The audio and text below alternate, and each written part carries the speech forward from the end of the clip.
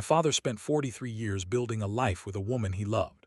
I spent 6 months quietly destroying it and calling it justice. By the time anyone figured out what I'd actually done, my father couldn't remember his own wedding day.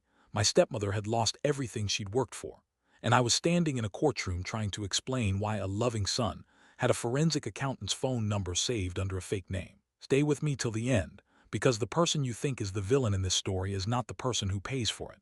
And before I go any further, if you like true-to-life family stories like this one, hit subscribe, because there's a lot more where this came from. My name doesn't matter. Call me the son. I'm in my 40s, married, 2 kids of my own, and for 17 years I called a woman mom who wasn't my mother. Her name was Diane. She married my father, Walter, when I was 26.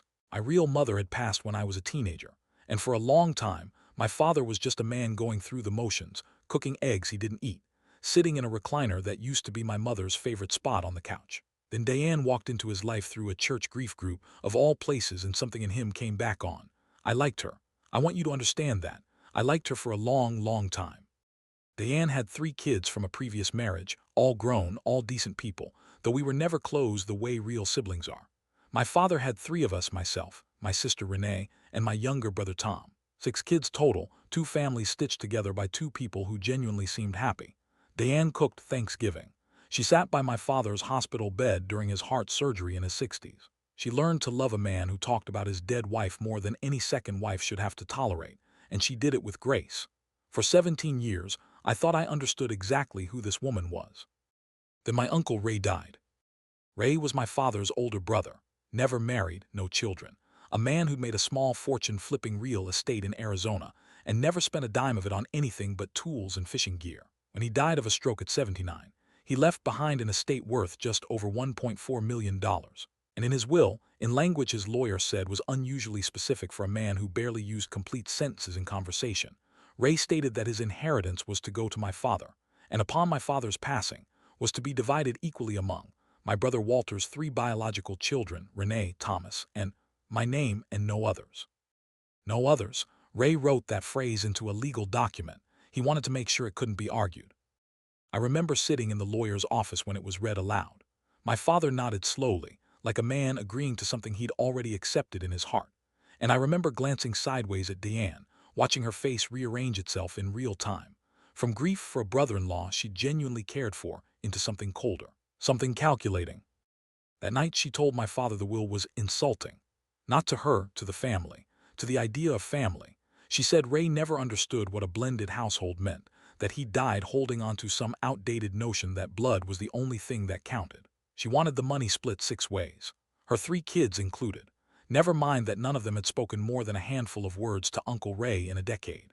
Never mind that the man had written, no others, into a legal document with his own signature witnessed by 2 attorneys. I want to be honest about something. At the time, I thought I understood exactly why she wanted that money. Because for all her warmth, all those 17 years of Thanksgiving dinners, Diane didn't actually own much of anything. Her wedding ring, a modest half-carat stone in a yellow gold band, was, as far as any of us knew, the only asset that was truly, solely hers. And even that wasn't fully hers to keep. She told my sister once, years earlier, half joking over wine, that the ring was promised to her niece on her side of the family, a family heirloom of sorts, passed down through her side, regardless of what happened between her and my father.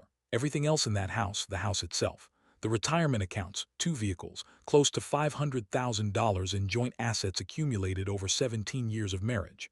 All of that would already come to her, fully and cleanly, the moment my father passed. She was set, she was more than set. But she wanted Ray's money too, all of it or at least half. When my father refused, gently, the way he refused everything, with a soft Ray was clear about what he wanted, honey, Diane didn't yell. She did something quieter and far more effective. She left, packed a bag, drove to her sister's place 40 minutes away, and stayed gone for 4 days. When she came back, she moved into the guest room, told my father this was a trial separation under one roof, while she figured some things out. She said the word divorce out loud for the first time in their marriage in front of me, in the kitchen, like she was testing how it felt in her mouth. My father was 74 years old that year, and here's the part I didn't want to admit for a long time, even to myself. He was starting to slip. Not dramatically, not the kind of thing you'd catch in a 5-minute visit, but I noticed he asked me the same question about the Ray inheritance 3 separate times in one afternoon, each time as if it were new information. I noticed he got lost once, driving home from a route he'd taken for 20 years. I noticed the checkbook. A man who used to balance it to the penny had math in it that didn't add up. So when Diane threatened to leave him over money that legally wasn't hers to claim, my father did something I found out about almost by accident. He called his estate attorney, and over the course of about 6 weeks, quietly, without telling Diane, he restructured his will. I found out because I drove him to 2 of those appointments myself. I told myself I was just being a good son, just being present. But I'll tell you the truth now, the truth I buried for a long time even in my own head. I didn't just witness those changes. I guided them. I sat in that lawyer's office, and I gently, patiently, lovingly steered my declining father toward decisions that went far beyond honoring Uncle Ray's wishes. Ray's will only ever concerned Ray's money, the 1.4 million. Diane's claim on the joint assets, the house, the retirement accounts, that $500,000 built over 17 years of an actual marriage was never in question. Legally, morally, in any universe, that money was hers. But somewhere in those 6 weeks, with a father who sometimes couldn't remember what he'd eaten for breakfast, I started asking questions that weren't really questions. Dad, don't you think, given everything, it might be safer to protect the house too? Dad, you know Diane's kids have never really been close to you. Do you really want them touching any of what you and Mom built? I brought up my late mother constantly. I knew exactly which memories would move him, which old wounds would make him doubt the woman standing in his kitchen threatening to leave. I wasn't lying to him, not exactly. I was doing something worse. I was rearranging a vulnerable man's fear and grief like furniture, until the room only had one door, and it led where I wanted him to go. By the time the paperwork was finalized, my father's will didn't just honor Ray's wishes for the 1.4 million. It quietly reclassified nearly $200,000 of what had always been considered joint marital assets, funds Diane had contributed to for over a decade from her own part-time income and inheritance from her late mother, as separate property, steering it toward Renee, Tom, and me. It was done through a trust restructuring so technical, so buried in language, that my father likely never fully grasped what he'd signed. I did. I sat right next to him and I understood every clause. Diane came back from the guest room about 2 weeks after the paperwork was signed. Nobody told her anything had changed. My father, by then, genuinely didn't remember the specifics, only that he'd handled things with his lawyer, the way you'd remember getting your oil changed. Life went back to something like normal. Thanksgiving happened again. I sat across from a woman I'd called Mom for 17 years, and I let her pour gravy for a family she didn't know had already been quietly, legally reduced. Here's the part nobody saw coming, not Diane, not my siblings, and honestly, not even me, not really, not until it was already happening. About 8 months later, my father had a fall. Nothing catastrophic, but it landed him in the hospital for observation, and the attending physician, a careful, thorough woman named Dr. Ake, ordered a full cognitive workup as standard protocol for a patient his age with a head injury. The results came back showing moderate cognitive impairment consistent with early-stage vascular dementia. Consistent, the notes specified, with a decline that had likely been progressing for over a year. Over a year, which put it squarely before those estate meetings. Diane, going through insurance paperwork while my father recovered, found the diagnosis before I did. And Diane, it turned out, was a far more careful woman than any of us, including me, had ever given her credit for. She didn't scream. She didn't threaten divorce this time. She hired a lawyer of her own, a specialist in elder law, and quietly requested the full estate planning file from my father's attorney, dates, notes, and a log of who had accompanied him to each appointment.